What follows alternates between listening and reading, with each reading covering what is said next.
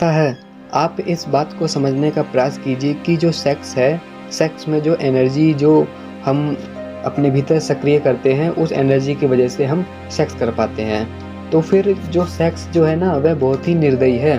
उसको आपकी स्थिति से कुछ भी लेना देना नहीं है।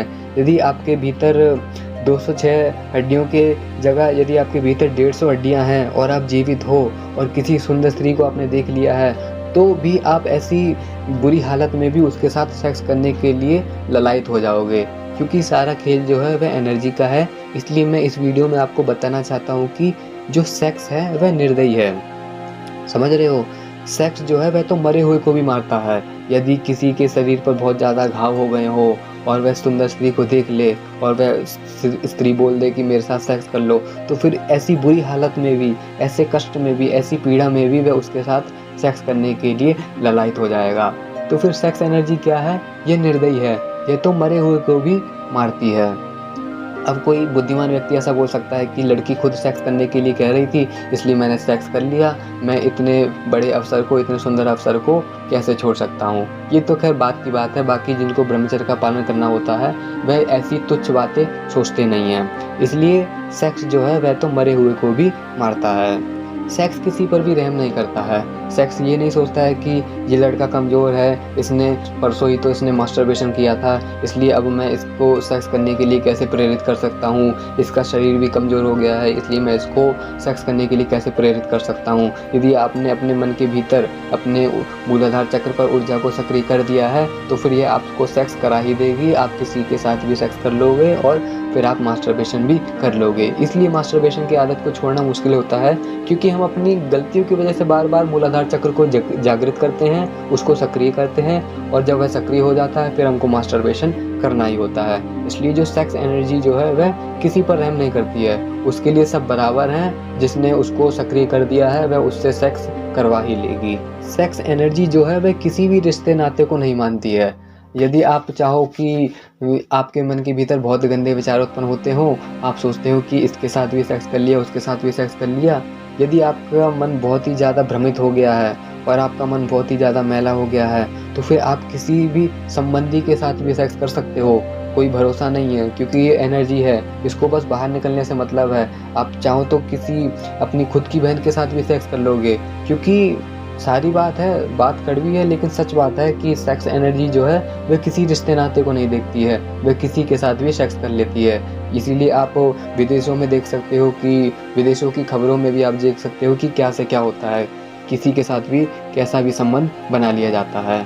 इसलिए मैं कहना चाहता हूँ कि जो सेक्स एनर्जी है, वह जो रिश्ते नाते हैं वह कुछ भी नहीं देखती है। यदि वह सक्रिय हो गई है तो फिर वह बाहर निकलने के लिए किसी के साथ भी संबंध बना लेगी।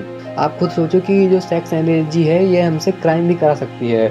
आप देखते हो कि न्यूज़ में इसके साथ रेप हो गया, 6 साल की लड़की के साथ रेप हो गया, 18 साल की लड़की के साथ रेप हो गया। रेप होने का मतलब तो यही है कि जिन व्यक्तियों ने उसके साथ रेप करा, उनके भीतर जो सेक्स एनर्जी थी वह बहुत ही ज़्यादा सक्रिय हो गई, और इस एनर्जी की वजह से ही वह ये बात भी भूल गया कि मुझे इसके बाद परिणाम क्या मिलेंगे, मुझे जेल जाना पड़ेगा या फिर मेरे को ये लोग फांसी पर लटका देंगे। वह इन सब चीज़ों के बारे में सोच ही नहीं पाया। ऐसा इसीलिए हुआ है क्योंकि जो सेक्स एनर्जी है जो है वह बेरहम है, वह किसी पे रहम नहीं करती है। उसको कोई मतलब नहीं है कि यदि आपने किसी के साथ रेप कर दिया है तो फिर आपको फांसी की सज़ा हो जाएगी, आपको या फिर आपको जीवन भर जेल में ही समय बिताना पड़ेगा। इसलिए जो सेक्स एनर्जी जो है वह आपसे कुछ भी करा सकती है।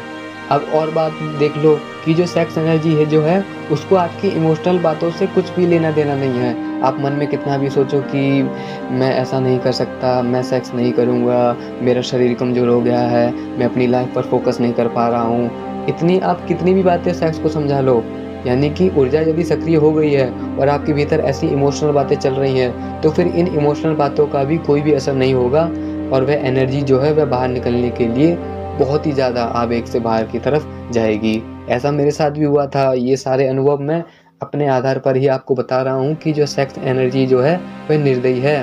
वह आपकी इमोशनल बातों में पिघलने वाली नहीं है। आप ऐसा नहीं कह सकते हो कि मैं जानता हूँ कि मेरे घरवाले कितनी परवरिश करके मुझे पाल रहे हैं और मैं भोजन खा पा रहा हूँ, लेकिन इस एनर्जी की वजह से मैं बार-बार अपने उस सार को बाहर निकाल देता हूँ, उस वीर को बाहर निकाल देता हूँ, जिस वजह से मैं कमज़ोर होता जा रहा हूँ। सेक्स एनर्जी को इससे कुछ भी लेना-देना नहीं है। वह तो यदि सक्रिय हो गई है तो फिर वह बाहर ही निकलेगी। इसलिए मैं आपको बताना चाहता हूँ कि सेक्स एनर्जी को आपकी इमोशनल बातों से कुछ भी लेना-देना नहीं है।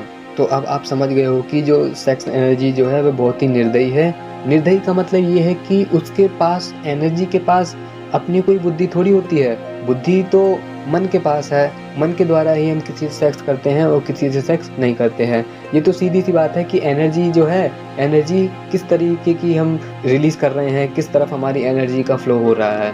इसलिए मैं कहता हूँ कि जो सेक्स एनर्जी जो है वह निर्दयी है। उसको किसी बात से कुछ लेना-देना नहीं है।